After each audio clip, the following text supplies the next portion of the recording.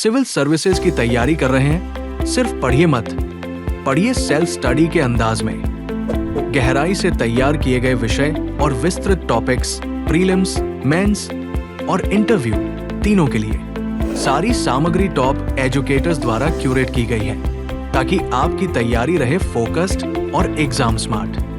Current affair से जुड़े topics, interactive lessons और लाइव अपडेट्स के साथ हमेशा आगे रहें। सभी विषय सटीक रूप से कैटेगरी और सब कैटेगरी में विभाजित और टॉपिक्स जुड़े हुए हैं संबंधित कॉन्सेप्ट से ताकि सीखना हो और भी आसान।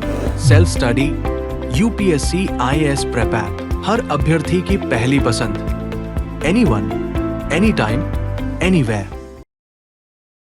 20 दिसंबर 2025 को भारत के सर्वोच्च न्यायालय ने ऐतिहासिक मामले एम के रणजीत सिंह एवं अन्य बनाम भारत संघ में यह स्पष्ट किया कि कॉर्पोरेट सोशल रिस्पॉन्सिबिलिटी यानी CSR में पर्यावरण संरक्षण अनिवार्य रूप से शामिल है।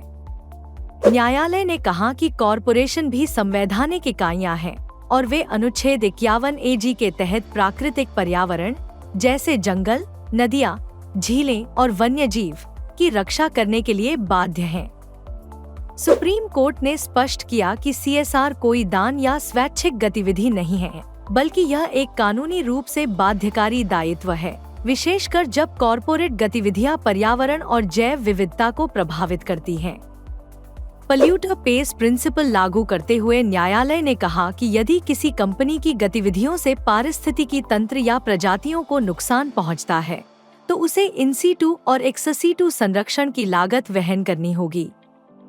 कंपनी अधिनियम 2013 की धारा 135 के तहत पात्र कंपनियों को पिछले 3 वर्षों के औसत शुद्ध लाभ का कम से कम 2% CSR पर खर्च करना होता है, जहां अब पर्यावरणीय स्थिरता एक संवैधानिक अनिवार्यता बन चुकी है।